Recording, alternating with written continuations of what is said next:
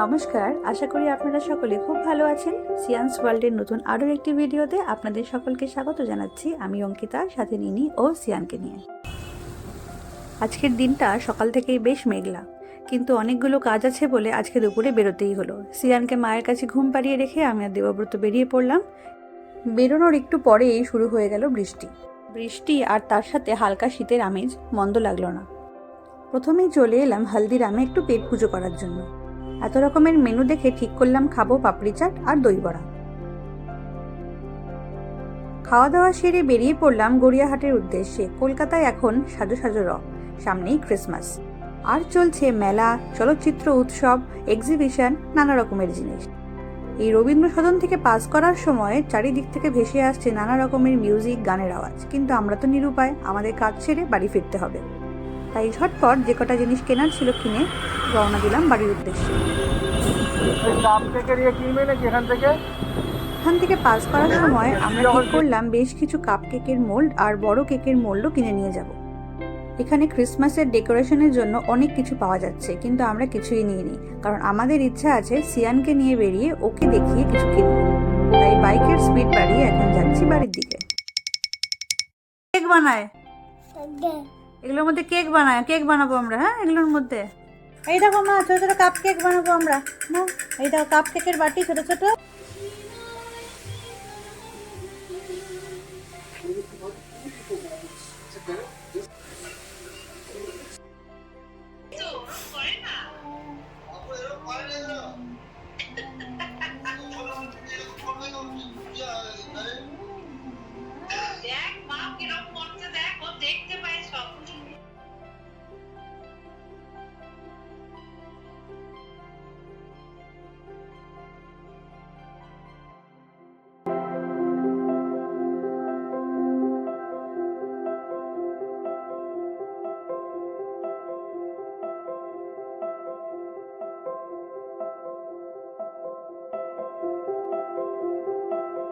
অনেকক্ষণ ধরে চেষ্টা করছি ওকে নিয়ে বাইরে বেরোবো, ক্রিসমাসের জিনিসগুলো কিনবো, কিন্তু কিছুতেই বেরোচ্ছে না। এটা ওটা নিয়ে খেলতে শুরু করেছে।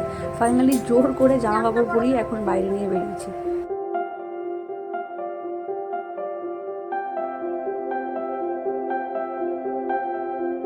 গড়িয়ার দোকানগুলো গড়িয়াহাটের মতো অত বেশি বড় না হলেও এখানে যাচ্ছি অনেক কিছু এসে গেছে।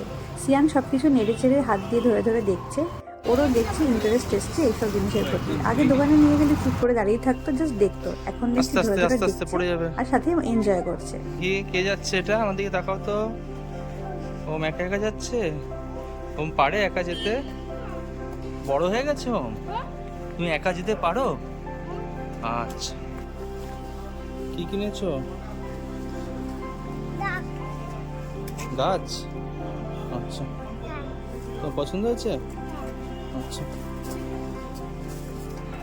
আস্তে আস্তে যাও। তুমি একা একা যেতে পারো? আচ্ছা, তুমি বড় হয়ে গেছো? আচ্ছা, আস্তে আস্তে।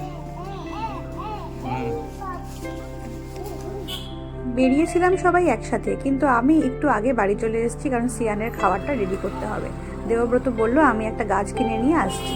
আমাকে ফোন করতেই বারান্দায় গিয়ে দেখি এই যে পাকা বুড়ো গাছ হাতে নিয়ে হেঁটে হেঁটে আসছে। মাম্মা,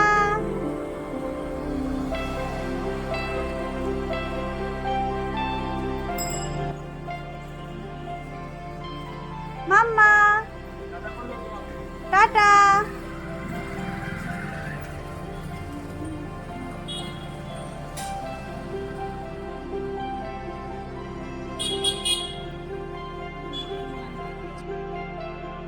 বাড়িতে এসেই শুরু করে দিয়েছে ওর ঢাক বাজানো।